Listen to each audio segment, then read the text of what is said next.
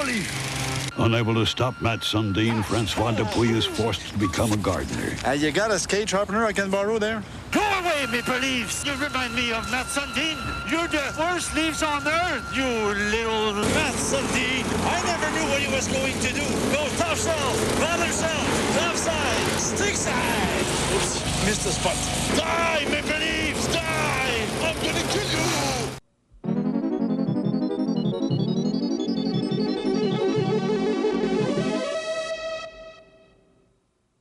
Usually when I start these shows, I feel like I have something to say, and today I just got nothing. I just had a quiet week, so what are you going to do? This is, well, first of all, welcome back to YouTube's hottest new show.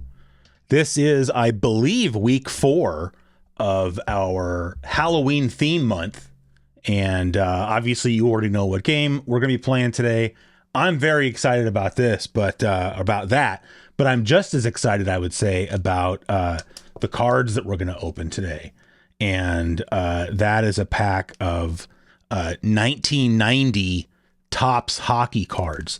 I was going to say, though, actually, before we get to that, I went out last weekend kind of looking for unopened packs of trading cards.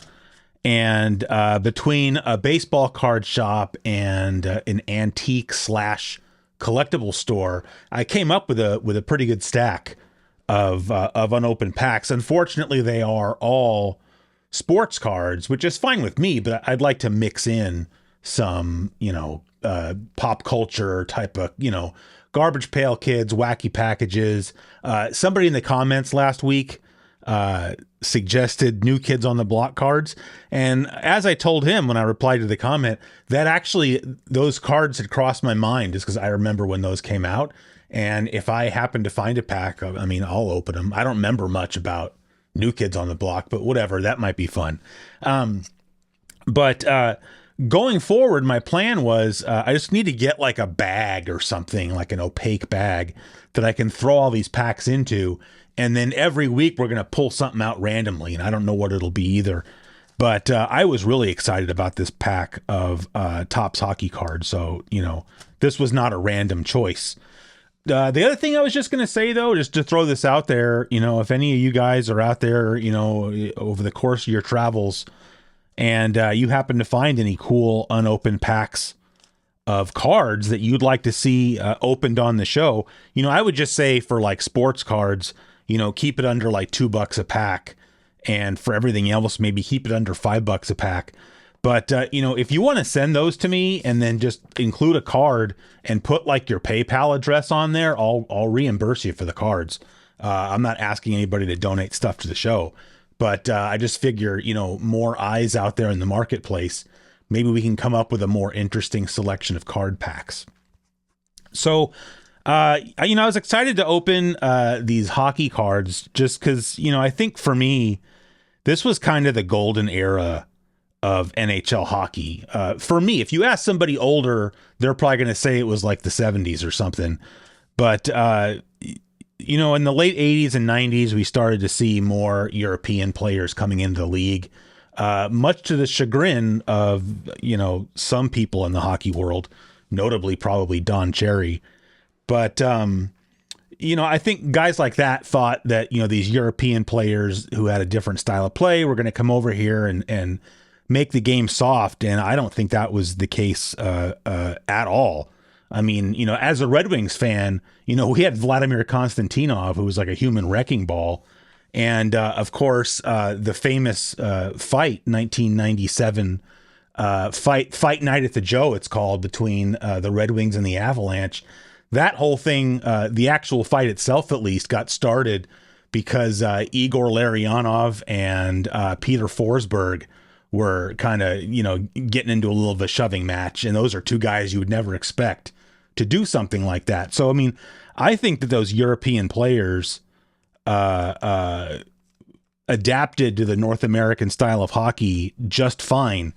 And, what I would also say about that is, one of the arguments against, in any sport, against expanding the league is that you're diluting the talent pool, right? Like the NHL started with only 6 teams, And so, you know, you had to be pretty good to make it onto one of only 6 teams. But, you know, now there's like, what, 30? I don't even know anymore. So you got, you know, you get a lot more players that maybe, you know, if the league was smaller, they wouldn't have been able to make it onto a team. And so to have this enormous new talent pool coming over here, I think overall elevated the game of hockey. So, yeah. And, you know, just the other thing, you know, I don't know how much I've really talked about, sort of my hockey fandom, but, I don't really watch that much hockey anymore, which is interesting because, you know, I'm a lifelong football and baseball fan, but, you know, in my, I don't want to say heyday, but like, during the peak of my interest in hockey, I'll say, I was more into hockey than I've ever been into baseball or football. I mean, I would watch, you know, any game that was on TV, I'd watch it. And if it was a Red Wings game, I always taped it, you know, with my VCR. And, what really I would say killed it for me was the strike that canceled the season. Not because I was like upset with the players for, you know, I mean, I'm you know, pro labor or whatever, but, you know, it really changed everything. You know, I felt like ESPN was, you know, to my memory, it almost seemed like they were just like the national hockey broadcaster. I mean, they had hockey on almost every night, you know, their national hockey night programs. Bill Clement and Gary Thorne are still my all-time favorite hockey commenting duo. I used to watch, what was that, NHL Center Ice with John Buccigross and Barry Melrose like every night. And when the strike happened, I think it coincided with the end of the NHL's contract with ESPN. And when the NHL came back, ESPN wasn't doing hockey coverage anymore. And it was on like OLN and NBC, and it just wasn't the same. I don't know how else to put it, you know? Yeah. So, you know, it would be like if, you know, back in the day, it would be like if John Madden and Pat Summerall, you know, were calling football games for CBS or later for Fox, and then their network lost the contract, which is what happened with CBS. Like, imagine if CBS lost their football contract, but then like John Madden and Pat Summerall stayed with the network and started calling baseball games instead. You know, it's just kind of like a thing that broke up the party.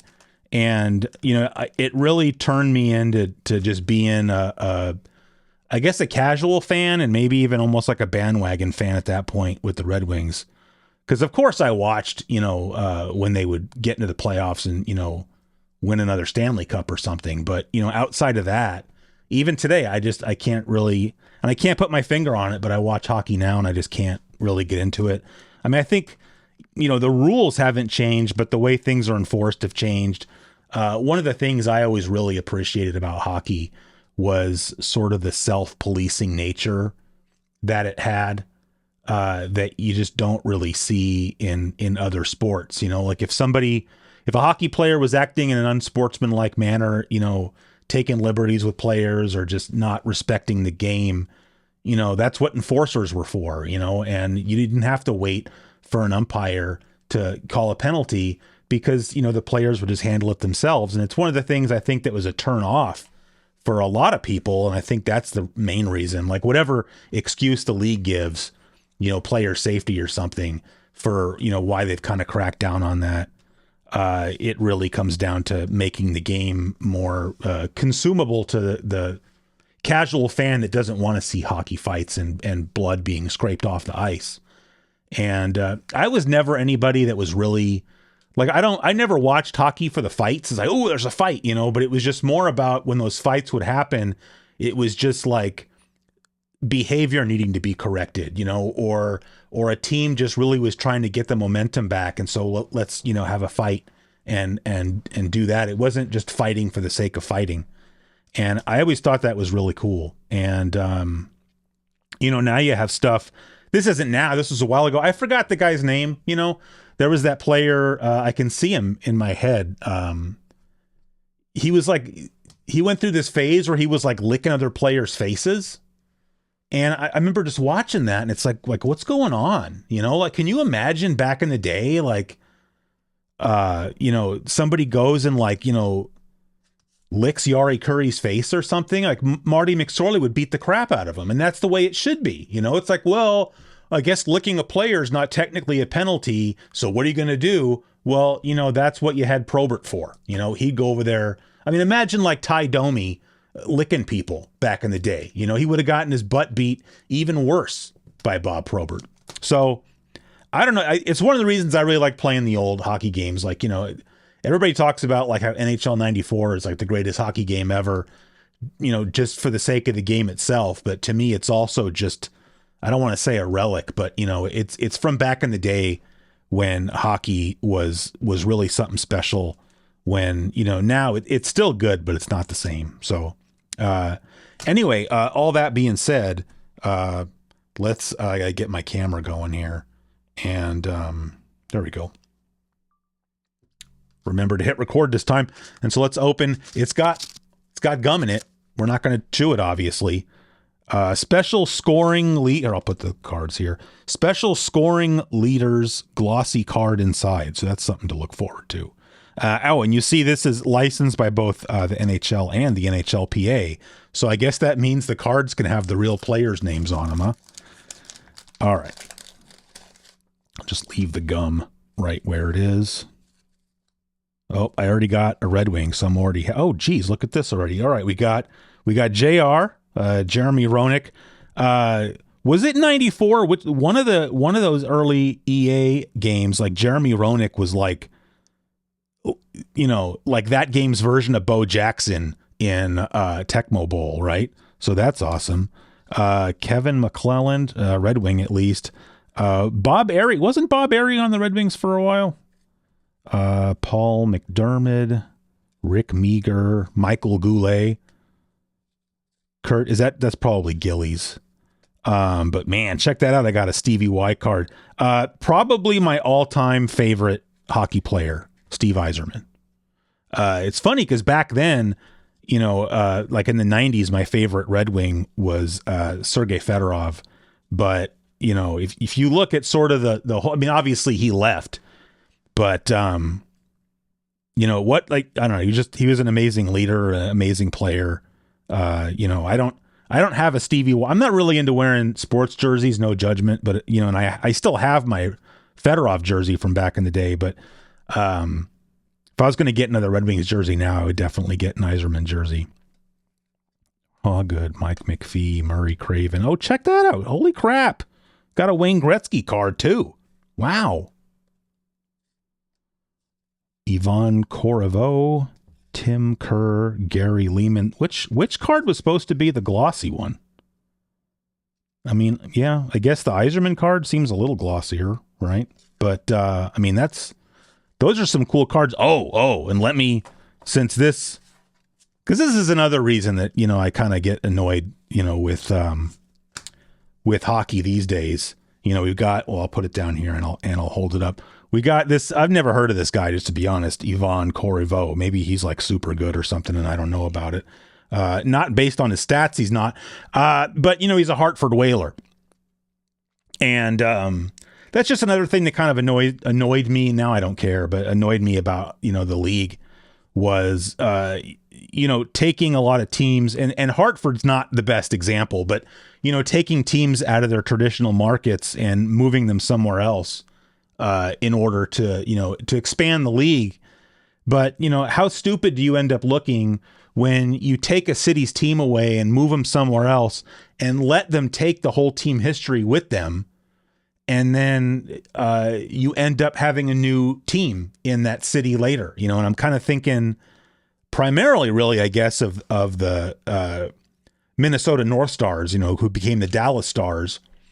So they took the legacy of the team with them. And then Minnesota ends up getting a new team. And it's stupid, and like the same thing happened to Winnipeg. I got something in my teeth or something. Hold on a second.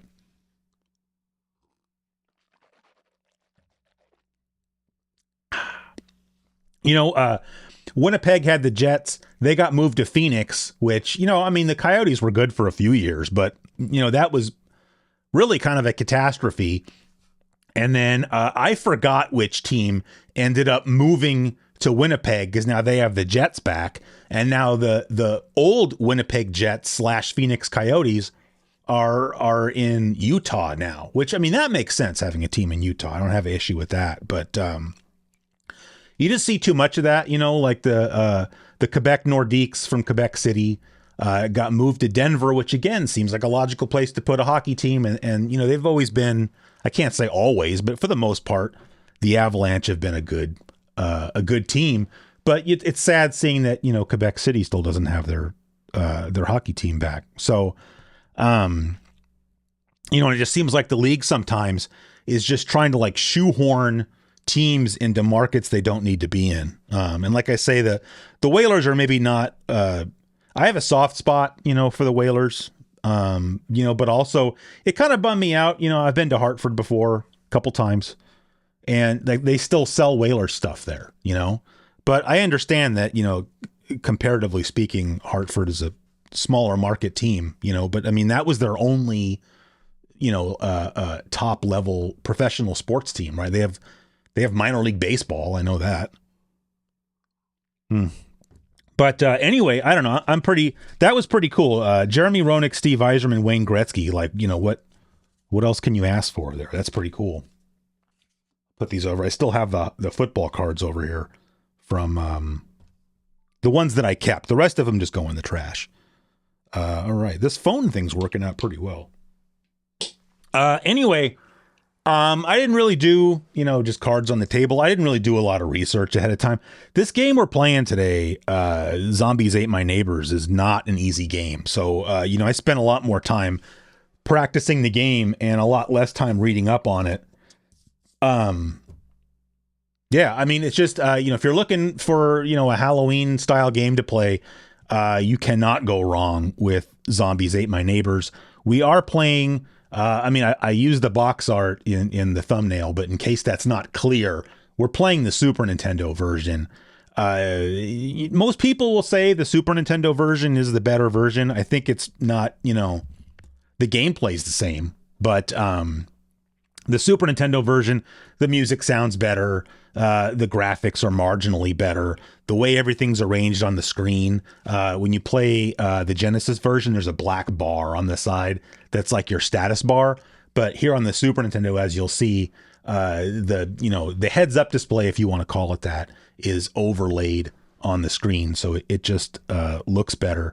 Zombies Ate My Neighbors is a LucasArts game, which, you know, LucasArts is I'm not going to say they're my favorite video game developer, but, you know, if I made a list of my top 10 video games, they'd probably have 3 or 4 of them in there. And if I made a list of my top 5 video games, they'd probably have 2 of them in there. I was a big PC gamer in the early 90s, and, you know, maybe I could make the case to myself that my favorite game of all time is X-Wing. And that, of course, is a LucasArts game. And then, of course, they had the great point-and-click adventure games. You know, it's interesting because I think in the 80s, you know, sort of the king of the hill for adventure games was Infocom with their text adventure games. And then Sierra kind of took over with, you know, I don't know what you call that style of game. They're still not point and click. You know, you'd move your guy around with the arrows and you still had to type in commands. It was like a logical extension of text adventure games, you know, like with the King's Quest, Police Quest, Space Quest. And, you know, Sierra kept making adventure games into the 90s. And I'm not saying they weren't still good, but really LucasArts kind of took over as far as that goes with another one of my all-time favorite games, Maniac Mansion 2, Day of the Tentacle, which there's actually at least one reference to Day of the Tentacle in Zombies Ate My Neighbors, but it's a bonus level that whether you're able to get to it or not is kind of luck based. But yeah, you know, the Maniac Mansion games, Monkey Island 2, LeChuck's Revenge, one of the all-time greatest games ever. There was like the Indiana Jones adventure games, Sam and Max Hit the Road. I'm sure I'm forgetting some, but I mean, LucasArts was just a powerhouse in its heyday. And playing this game, this is the kind of thing I wish I'd looked up I just wanted to get started recording. If you listen to the music in Zombies Ate My Neighbors, it really reminds me a lot of Day of the Tentacle, and so I wonder if it is the same composer. Maybe I'll put a little overlay down on the screen here-ish over there. It's hard. Everything's mirrored. Anyway, I'll put if it's the same person or not, because I have no idea. As I said, this game is very difficult. So, and I haven't, I don't want to play too much of the game because I kind of wanted, to play it, we'll play it together, on the show. So it's like it's like this balancing act where I don't want to be crappy at the game, but at the same time, wouldn't it be cool if we, both saw something together for the first time? So I only played like the first 10 levels, but I forgot how many levels this game has, but it's a ton. To play through this game takes 2 to 3 hours. So, I mean, we're definitely not doing that, but yeah. And then, so we'll go ahead and get started, but just, people always want to know about hardware. You might expect that I'm playing this game with my Super NT, but I'm not. I don't know what it is when I play with my Mega SG or Super NT. There's like this weird, like electronic noise, like it literally it's noise, and it ends up going through my audio equipment and it comes into my in-ear monitors, but it doesn't end up on the recording, but it's annoying. But I have my, we already talked about this once. I forgot what we're calling this thing now. I have the little Super Nintendo Junior system, the one chip system. I feel like we used to call them the mini system, but then, they came out with the actual mini system and we can't call it that anymore. But this one has been RGB modded by my buddy Fenris Wolf Retro with the Voltar RGB board. So it should look real good. And, and I'm just playing with a regular wired Super Nintendo controller. So I'm going to get everything switched around here, and then we're going to play some Zombies Ate My Neighbors. They're coming to your neighborhood. You're not the pizza guy. Zombies Ate My Neighbors! Now playing on Sega Genesis and Super NES, a 55-level feeding frenzy of time-cut creature features. Fend off bee-moving maniacs with your weed whackers, exploding soda pop, and boozy squirt gun. Save the neighbors! Or they're dead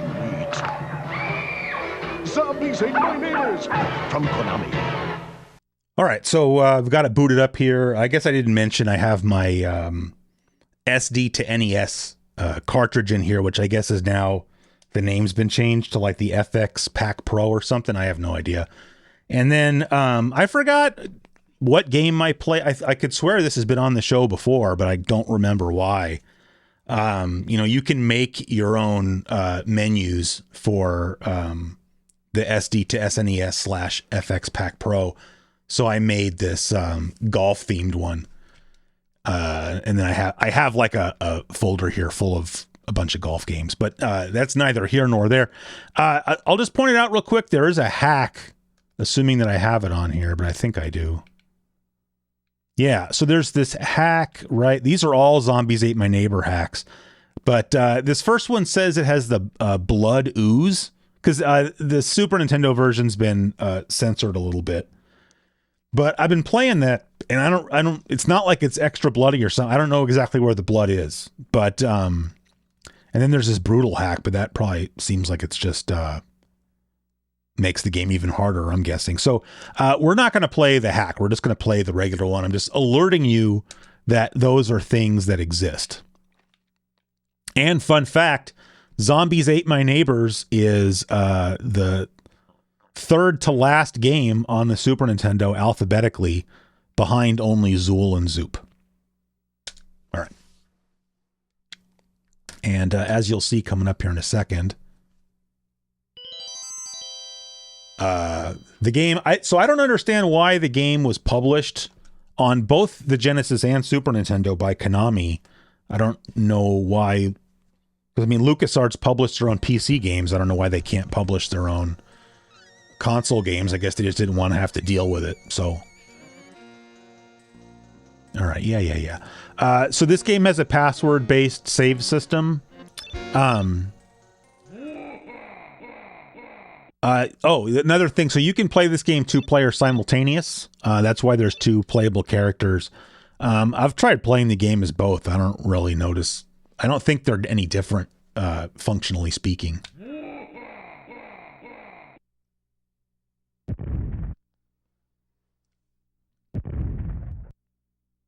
So you're, come on. All right. So this is your little dude here. That's a water gun. So you got to go around here and you're rescuing all your neighbors, or the game calls them victims, but because literally the bad guys will come, I guess eat them. It doesn't show them eating them, but so you have to go around the level and basically find all of the victims, and you start off with 10 and rescue them before in this level zombies. There are other bad guys in the game before they get to them. All the weapons are limited ammo, but with the water gun you pick up so much extra ammo you don't really have to worry about it. These are keys I'm picking up. There's tons and tons. I gotta turn this down. Not that one. Sorry, this game's just very loud in my ears. There's tons of other things that you can pick up. There's other weapons. Like if you look up in the upper left-hand corner of the screen there, you can see we've got the score, and above the score is your health bar. And next to that, you see the little squirt gun. And so I have 200 squirts, I guess. But like I said, you get so much extra ammo, doesn't matter. And then next to that is your special item, which in this case, what we have is a first aid kit, which will completely refill your health. So you always want to grab those. So we're going to get on this trampoline and then jump over the wall to save this guy in the pool here. And then we can use this trampoline to go over here. But yeah, so you pick up more. This dog is one of the victims there. You pick up both more regular weapons and more special items right inside this door. So we can unlock this door because we have the key. Is a fire extinguisher, which is a special weapon. So now we got that. We can open this cabinet, which has nothing in it, unfortunately.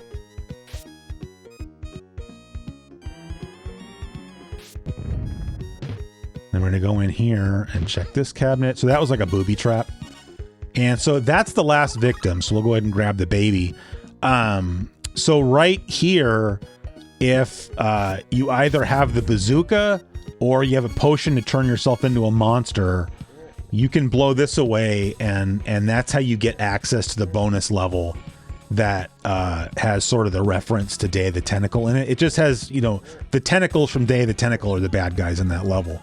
But it's like luck of the draw whether or not you get the potion or the bazooka in this level to get in there. So that kind of sucks. All right. So once you get the last victim in the level, that exit door pops up. And you can leave the level if you choose, or if you haven't finished going around and collecting all the bonus stuff, you don't have to leave, and there's no timer in the game. So because we saved all 10 victims, we also got some bonus points there. You can't get game overed if all of the victims get eaten. So you don't have to worry about that. It's just based on, you start the game with 3 lives, and like I said, you've got the health meter, but you find first aid kits and you find 1-ups. But if you let any of the victims get eaten, then you don't get the all victims saved bonus anymore, which you kind of want because that will also help you get extra lives.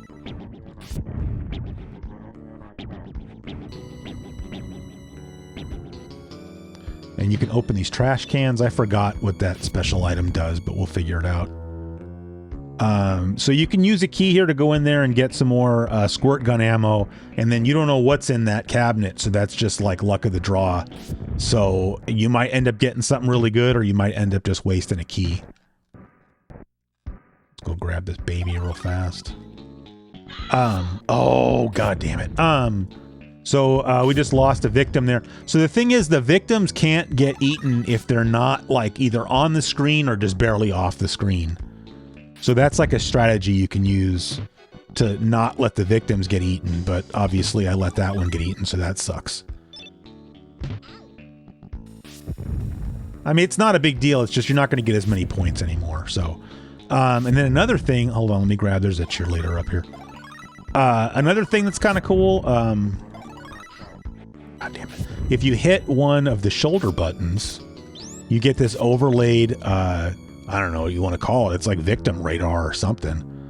All right, there's the end of the level, but we haven't gone around and collected everything yet. So that'll just, it's kind of radar that'll tell you where some victims are, because, you know, unless you have the levels memorized, which certainly I don't, sometimes you can't find victims. So this is kind of like, you have to kind of check. There's places like this where if you want to call that a secret passage, whatever, but you know, you want to get in there and grab that stuff. There we go. And I don't remember if we left. I don't know why there's toxic waste in people's backyard. That seems kind of odd. Oh yeah, we got. So these are like all just weapons we're picking up. So like, let me go somewhere where I'm not going to get bothered. Go stand over here. So I can hit this button. This is the Y button to shoot. The X button, the top button, uses your special item, so I don't want to touch that. But the B button will cycle through the weapon. So right, that squirt gun, that's the fire extinguisher. I forgot what that is. Bazooka, soda cans, and that's it. And then for special items, we got the potion there, the first aid, and a key. All right, so I think at this point we can go ahead and bounce. Except that I forgot where we were, so I gotta find it real fast. Right here. Ah! So, I mean, so far the game's pretty easy. It's just like it gets harder, and then, you know, sometimes you'll get a level that's really hard, and the next one's easy again. You know, memorization definitely helps. The one thing I was going to say about using the passwords to continue the game, all the password does is take you to whatever level. And I think you get a new password after every 4 levels, but you don't get to save like any of your items. So using the password is kind of not great.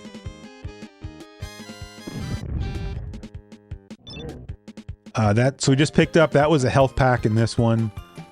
And then the other thing we picked up is like an inflatable clown, and you can use that as a decoy. So you see we're in like the shopping mall, so that's kind of cool. There's a baby over there. We gotta go get him or her.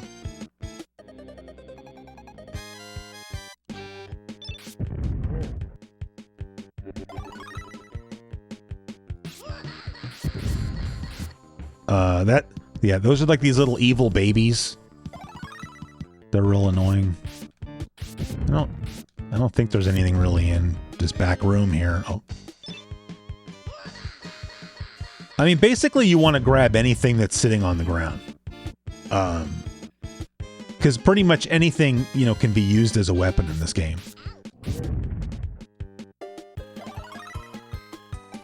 Oh yeah, so these shoes right here, those will let you temporarily run faster. And then right here, see how this wall is cracked? So you can just bazooka through that. It's always better, like if you can use your bazooka to get into a locked area instead of using a key, then that's good because you don't want to waste keys. So we're picking up these, I think they're tomatoes. There's another inflatable clown. So the map, wherever the last person is we need to save, they're not close enough that we can see them here.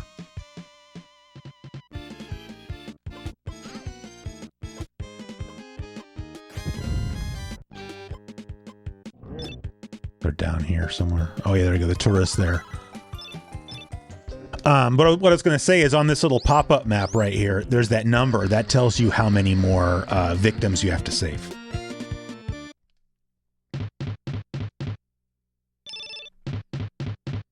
And so since we lost that victim in the last stage, now we don't get the bonus anymore. But when you hit certain point thresholds, the game will like give you back a victim. I read that it was 40,000, but last time I played this game, I feel like it was 50,000.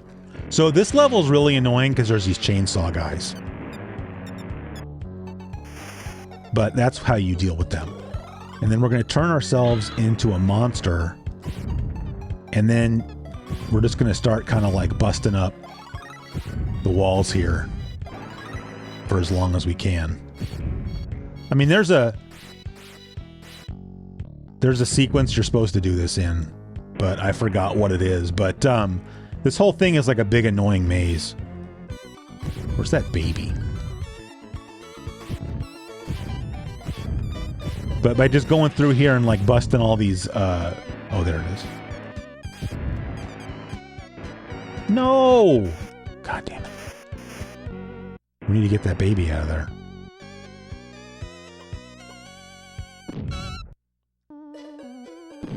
There we go.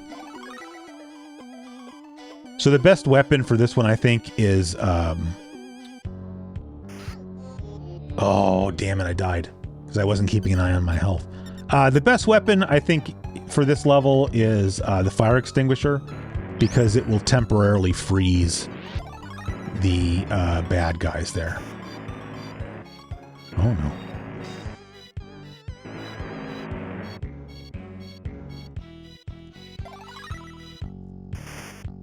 You got to be like real exact with most of the weapons in this game. Nope, we just passed somebody.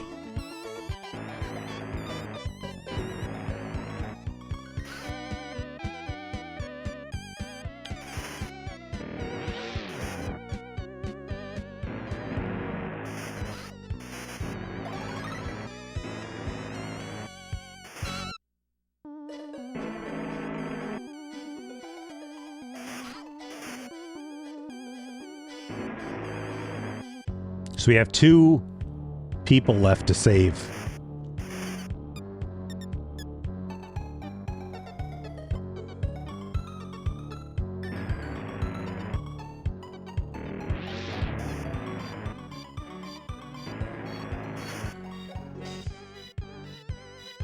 All right, there's one.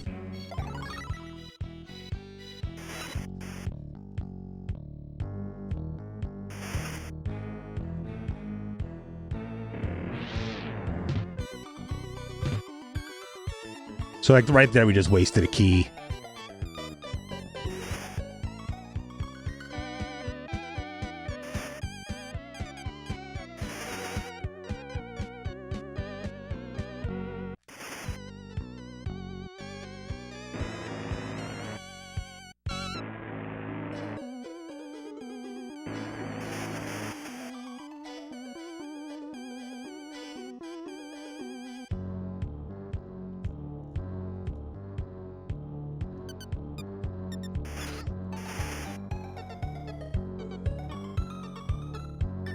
Oh, there she is. Okay.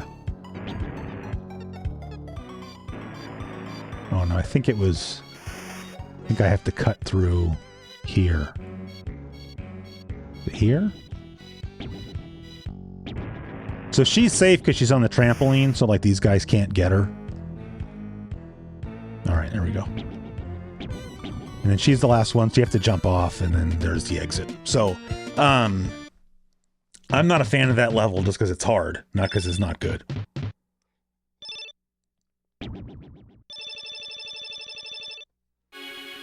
Oh, sorry, I hit the button. So that was the end of the 4th level, so we got our first password. But like I said, you shouldn't use the passwords.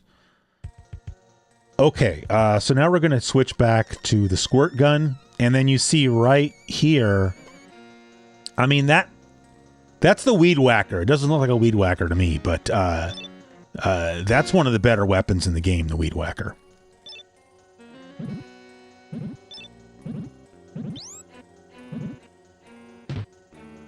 And then that's more weed whacker ammo, which I guess is probably just like string.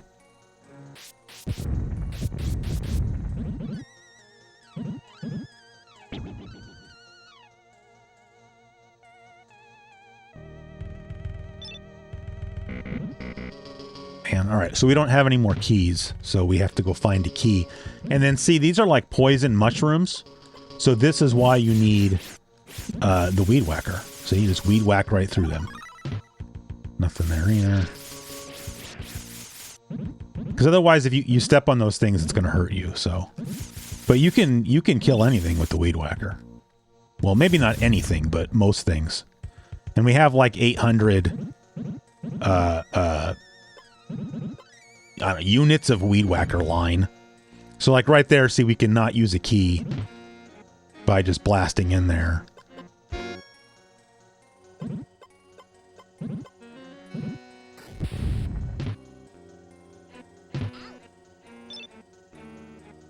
Got another fire extinguisher there. We did get a key though, so we can actually go back over here and save this one person. Cheerleader, excuse me. Oh.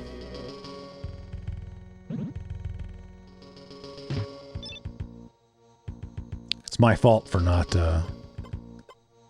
using it. It's like this game has enough things to keep track of as it is, you know, like it's ironic because I think it's annoying when you're playing a game and it has like a little alarm that goes off when your health is low.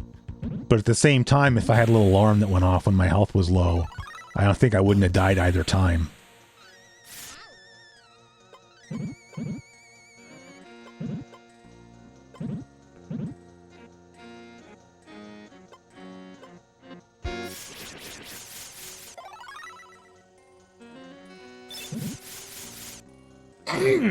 Excuse me. All right, then we got to get in here. But that door's open.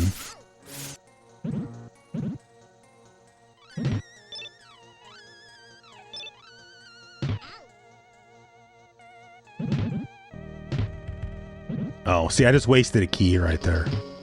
Oh, but I got it back, so. All right, and then up here. There we go.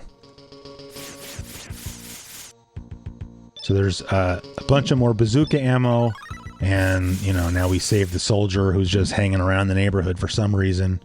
And I thought I saw somebody else. Oh, it's down here. Okay. Where? Oh, there's a baby in there. And then there's somebody else up out here. Oh, okay, and then that's the end of the level. So, I mean, we can go around and keep looking. Oh, there's a cabinet in here I didn't open. But I think after that, we're just going to book. Nothing in there. Oh, hold on. Right here, you can pick up that cutlery. And the plates. All right, now we can get out of here.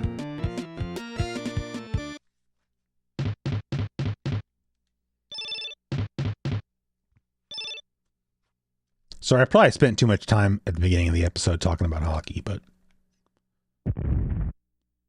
I really just don't feel like I had anything to talk about today. All right, Pyramid of Fear. So here in the Pyramid of Fear, the best weapon to use for whatever reason is this weed whacker. It just kills those mummies immediately. And then you can open those big piles of dirt, like as though they were cabinets, and maybe find stuff.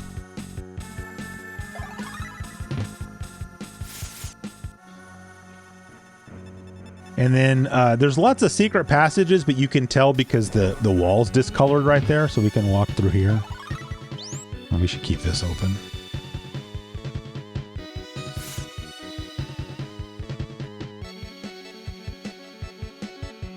Like right there's another one.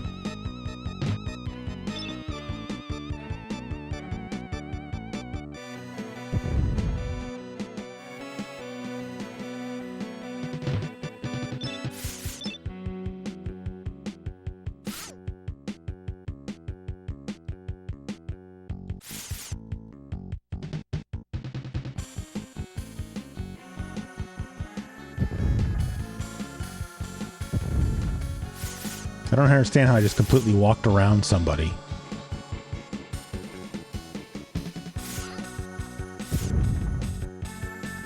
Oh, they're over there, that's why. how am I supposed to get over there? This way, I guess.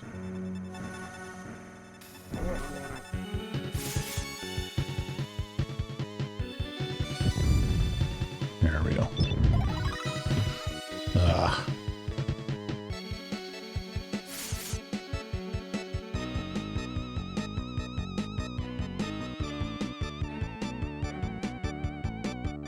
No? All right.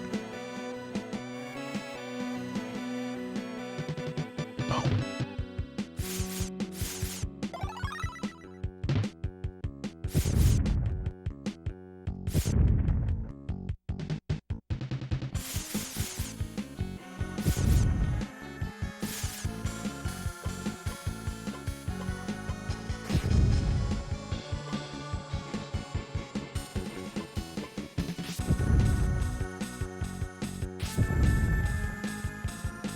We might have to... Oh, I still haven't gotten that guy. Oh, there we go. Alright, so we got one left.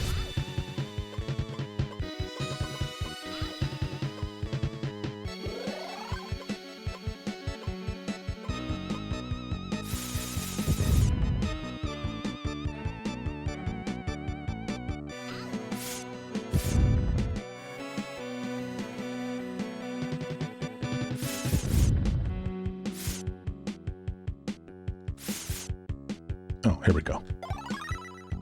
Okay.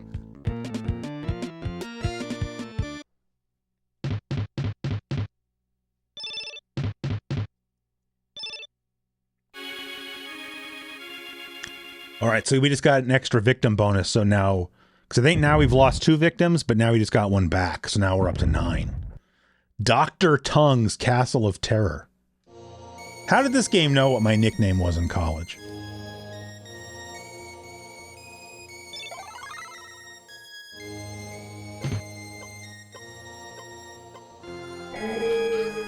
You gotta watch it with these werewolves.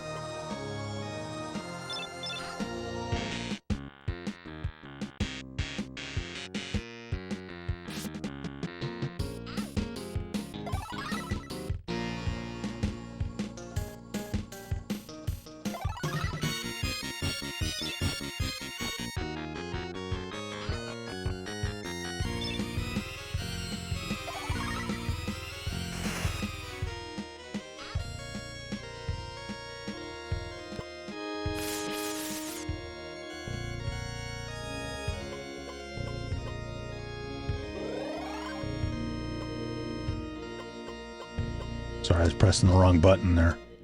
There we go.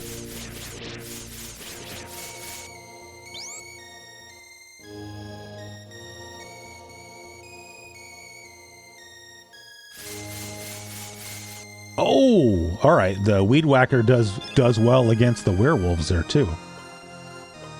Come on. That's like one of the things I kind of don't care for about this game is like, you know, you have to cycle through the weapons, and sometimes that kind of gets you killed because you're standing around for too long.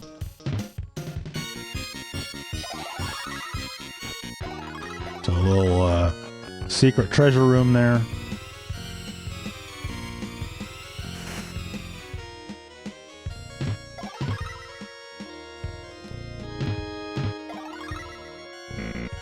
All right, now we're out of keys, so that's going to be a problem.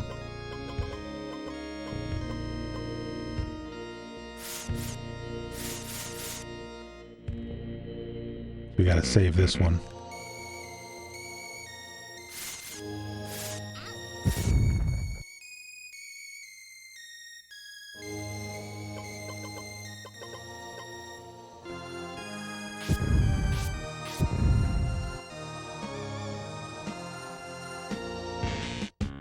Oh, there he went through there.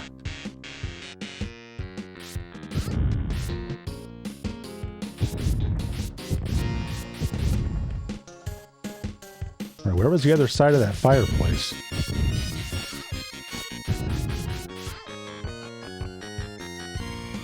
Get away from me, I'm lost.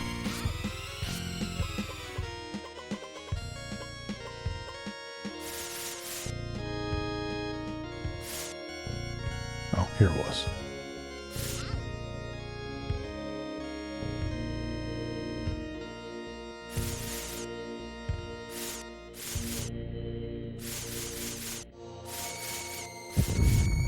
right, there's a key. So we can grab that and then go back and save that cheerleader.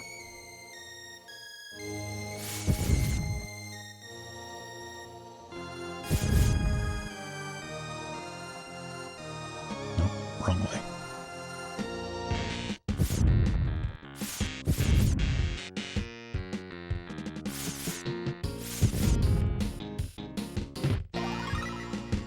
All right, so we only have one left. And I think it's over to the right.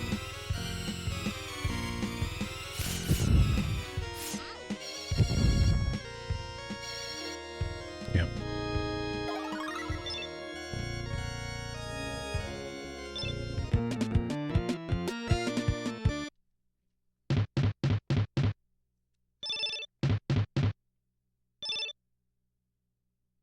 There were, I think, other areas in that level that we could have gone to.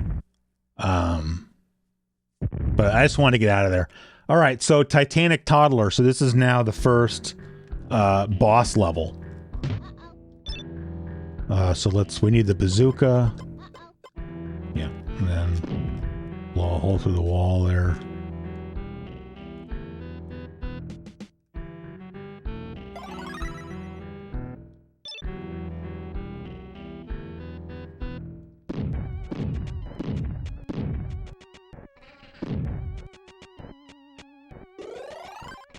Just gonna go ahead and use the first aid pack now. So this baby just like zooms around, and then at some point it'll come back over here and start shooting milk at us out of its baby bottle. And this is pretty much where you want to wait. There you go, gone. So now we can just walk around the level. There's no more enemies. So now we can walk around, we can save all the victims, we can open up all the cabinets and stuff like that. And we'll go up there and save those two broads last.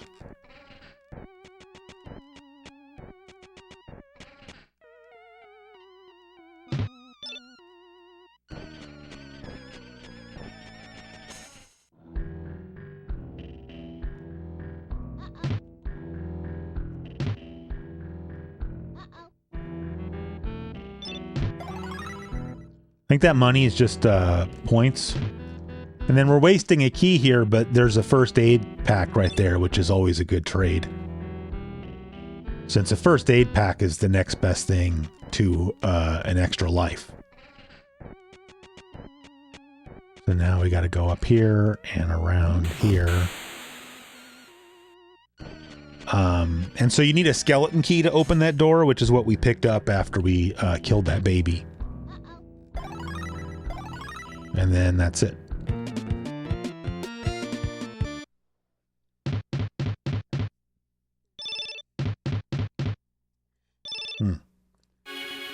So you can see there we're back to 9 victims because we got that extra victim bonus a couple levels back. So if we can keep all these and then get one more, if we get 10 back, then at that point we would start getting the bonuses again. So we got these ooze things in this level. I don't know if you can like blast through anywhere here. Oh yeah, look at that.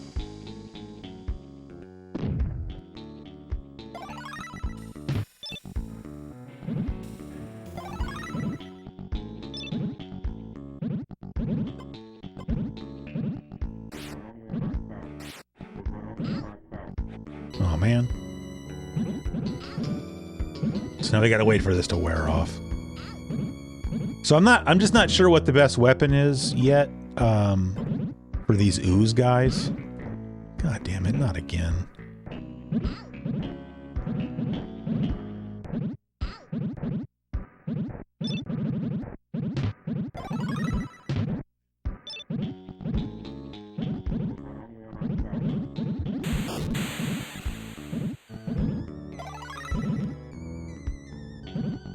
When you have the ooze on your head, there's kind of like nothing you can do. Like you can't use any of your special weapons, your normal weapons. You can't use the victim radar.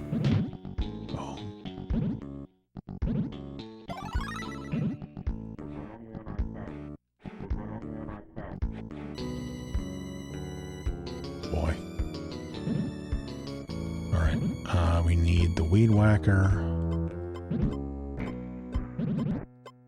Am I out of weed whacker? Seems that way.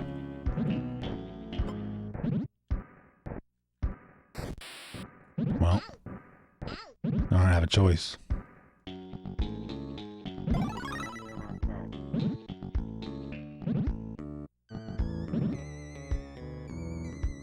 So this level, you really just, you want to keep moving. Okay, I went through there. How am I supposed to get down? Oh, I see. Okay.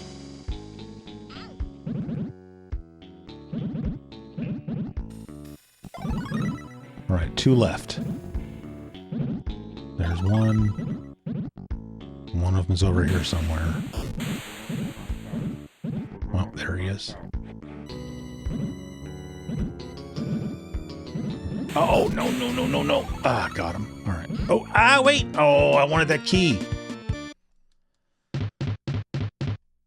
It's okay.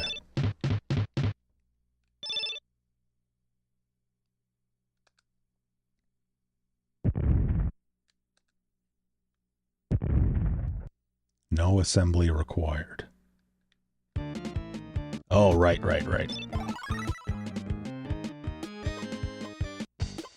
I think the Coke cans were a good weapon for this one. See, the Coke cans are cool because you can hurl them over the wall like that and kill the evil babies. But then we can also use the bazooka to do that.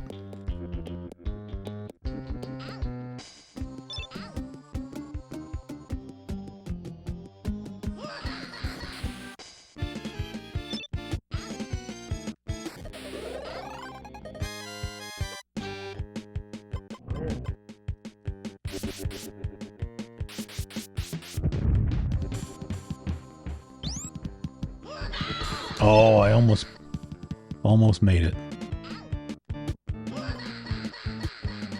Can I free? Oh yeah, I can freeze them. There we go. Stupid babies.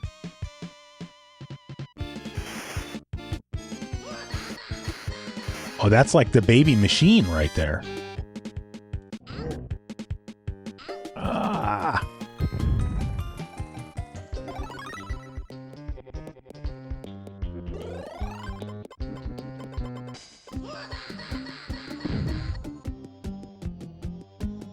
I gotta go the other way. Keep hitting the wrong button.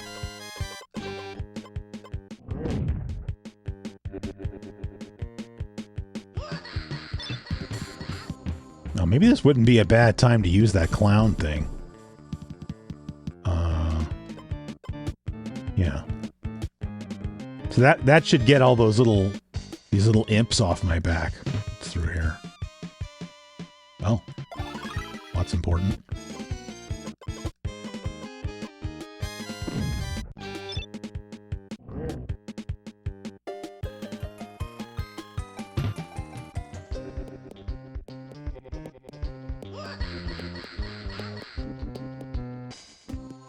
Oh yeah, see now he's like all distracted by the inflatable clown.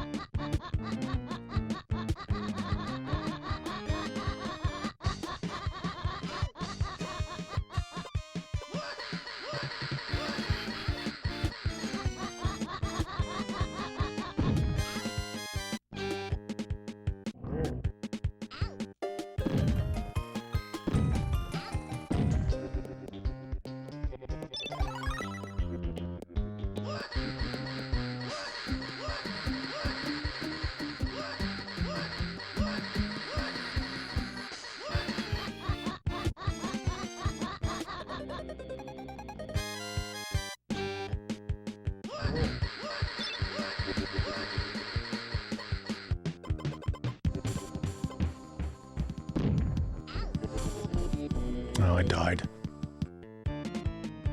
That might be game over. Oh yeah, it is game over. Oh well.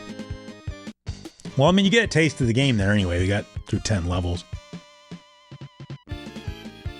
That's what I'm saying. It's hard because you're trying to find your way around, but you got all these like evil babies running after you and whatnot. And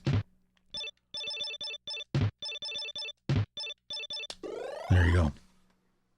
So I mean, we can continue, but you know, you're not going to have any of your stuff. And plus, I didn't write the password down. So I guess at the end of that, we can stop the recording now. Get rid of the blue stuff. There we go. Just a second. There we go. No more blue. Yeah. So that Zombies Ate My Neighbors. At least like the first 5% of it or so. Cool game. That's, you know, you get a lot of replay value, I think, out of that game if you had bought it back in the day. Not, in my opinion, really a good actual weekend rental. That one's worth purchasing. I forgot. I meant to tell this story at the beginning, but I have a little bit of shame associated with Zombies Ate My Neighbors. This was a very long time ago, in my defense. There used to be this chain of stores here, and I've mentioned it before, here in the Sacramento area called Dimple Records. And it was, as you might imagine, a record store, but they also sold other kinds of media. It was like music, movies, and used video games. And a lot of my collection has come out of Dimple Records because they would usually sell games for way less than they should be. Like at some point I told that story about getting Gunstar Heroes for $2. That was from a Dimple Records. But so this one time I walk into Dimple Records and, but it was a location that generally you weren't going to get good deals at. Like they didn't have like a database on their computer that told them what to, them meaning the employees, told them what to price each game at. So I don't know how they really came up with the prices. Cause the one that was local to me, I would always find cheap. I would find like $2 copies of like Final Fantasy 3 and stuff. And so I went to this location that, like I said, the games were more expensive. And understand this was at a time when you were still going to thrift stores and buying games for $1 or $2. And so I go into this Dimple Records and they had a copy for Super Nintendo of Zombies Ate My Neighbors with the manual, but they wanted $10 for it. And at the time, that was a lot of money to spend on an old video game, unless it was something really, that was something. And so I was kind of like, yeah, I've heard that game's good. I've never played it. I just don't know. And so I left it. And I think it took a day or something. And I was like, oh, I shouldn't have done that. And I went back to go get it. And of course it was gone. So that's my shameful story about Zombies Ate My Neighbors. Now, of course, I'm not so into collecting physical copies of games anymore. So I don't really care as much. But it's still the first thing I think of when I think of Zombies Ate My Neighbors. So as I said at the beginning, this was week 4 of Halloween month. So we only have one game left. And I saved it for the end of the month for 2 reasons. One, Halloween's on a Friday. So I'm going to make sure I get the video released on Friday morning so that it's available, for Halloween. And second, I saved the best for last, or I shouldn't say the best, the game I'm most excited to play. So, yeah, I've enjoyed all the games I've played so far, but I've been waiting to get to the end so that we can play, this last game, which I'm not going to tell you what it is, but, that's going to do it, for this episode of Weekend Rental. As always, thanks for watching. See you next time.